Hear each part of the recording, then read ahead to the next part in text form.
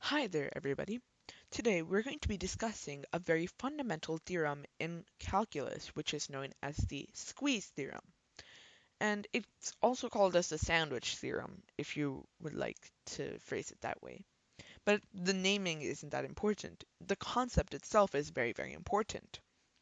So the Squeeze theorem states, so let's have three functions, f of x, and then I'll take different colors, g of x, and red, h of x. Okay, and let's just state that g of x is less than or equal to f of x, which is less than or equal to h of x. And let's just say that we have a quantity L, which I'll put in white. So the quantity L is equal to the limit as x approaches a of g of x, which is equal to the limit as x approaches a of h of x. And now I ask you, what is the limit as x approaches a of f of x? Well, it should make sense. It's equal to L. It's equal to the same limit as the other two functions. And this is because the limit, the function of f of x, it's always a squeeze in between the graphs or the functions of g of x and h of x. And if they're all equal to some point at a point x equals a, that means that their limit is equal. That means that the middle function, the one is sandwiched in between the upper and the lower bounds, must be equal to the limit of the other two. It's a pretty intuitive theorem, and it is very important. So, with this theorem, you can state a lot of stuff. Say, let's just take it for an example, that we have a function which is between the two functions 8 minus x cubed is less than or equal to f of x is less than or equal to 8 plus x cubed. Well, it's sandwiched in between of these two functions. It's around those ones. So if I were to say, what is the limit as x approaches 0 of f of x? Well, let's just say that what is the limit of the other two functions, the upper and the lower bounds?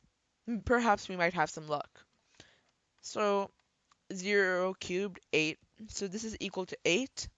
And this is going to also be equal to the limit as x approaches 0 of 8 plus x cubed. That means that the limit as x approaches 0 of f of x must also be equal to 8. So this theorem is very, very strong, and it can help us solve many, many different types of problems. But the most important problem that this solves is part of trigonometry. And this is the fundamental limit, which we stopped with at the previous video, which is what is the limit as x approaches 0 of sine x over x? Well, the squeeze theorem isn't very intuitive for this problem. So it's pretty hard to understand, but it works. So let us have a triangle. Let us draw a triangle.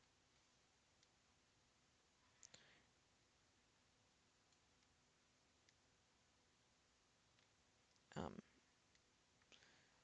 and this is a right triangle, which is special. And then inside this right triangle, we have another triangle, which is also a right triangle. And this is our angle theta. And it's part of our unit circle, which I'm not going to draw. And if it is part of our unit circle, and let me just say that this point and this point are parts of the circumference. This is on the x-axis, and this is also part of the circumference of the circle. So that must mean that this quantity here, this side length here, which I've traced in red, is sine of x, and that this is cosine of x. But that this whole length here, which is in blue, this is not neat. Okay, this length is equal to 1. And so that means that this length is also equal to 1 from here to that red point. So this has to be equal to tangent of x. And that is because 1 plus tangent squared x is equal to secant squared x. And this whole length here is equal to secant x. And you can also search this up using a unit circle and all the trig functions in a unit circle. This one would be 1, then this would have to be tangent x, which is equal to sine of x over cosine of x. So if we were to take the chord, we have a side length here which passes through this point here and the origin, the circumference point on the x-axis. And then we also have a chord which is part of our circle, our unit circle, which won't be very neat, but we'll try.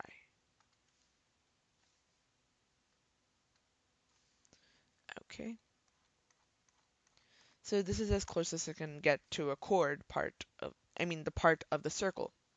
So that means that this smaller triangle here must be less than or equal to this chord, the sector of the circle, which must be less than or equal to this big triangle. So let's just find out the area. So the height here is equal to sine x times 1, which is the base, divided by 2. So that means that the small triangle must have uh, the area sine x over 2. And then we can say it's less than or equal to this other bigger sector.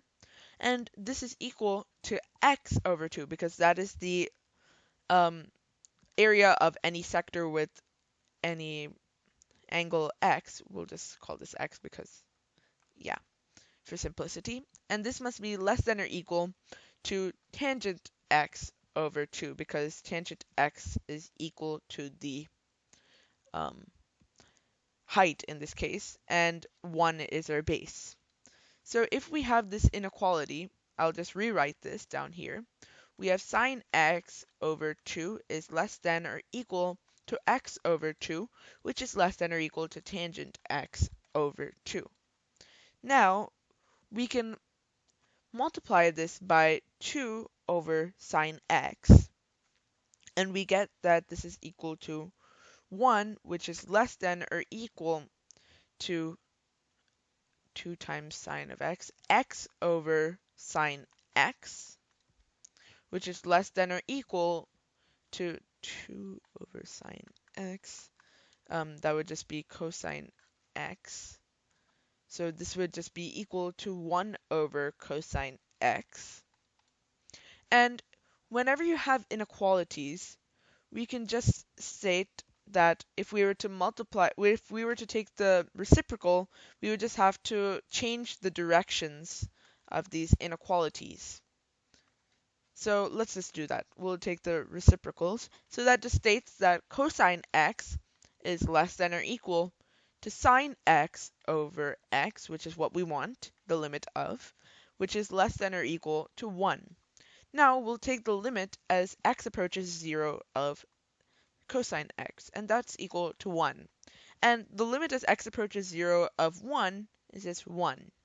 So that means because sine x over x is sandwiched in between these two other values, which are equal to each other, that means that the limit of sine x as x approaches 0 of sine x over x is equal to 1, which is what we wanted. So this is the power of the squeeze theorem. We were able to solve a very tough problem in trigonometry, the tough trig limit problem in trigonometry, and we were able to solve it pretty quickly. And also, another clarification, the limit as x approaches 0 of 1 minus cosine x over x is equal to 0. And you can try this on your own with the squeeze theorem, but this is easier to be remembered than to solve it, just like sine x over x. And so this is my explanation of the squeeze theorem, and I'll leave you guys with a few practice problems, two practice problems. Our first practice problem is the limit as x approaches pi over 2 of cosine squared x over 1 minus sine x. And our second problem is the limit as x approaches negative pi over 4 of 1 plus root 2 sine theta, or I should say x, sine x over cosine 2x.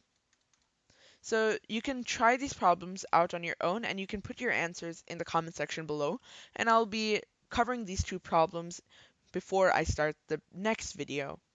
So hope you guys enjoyed this video and hope you guys understood the squeeze theorem, even though it was a little more unintuitive for the sine x over x limit. Thank you all for watching and have a nice day.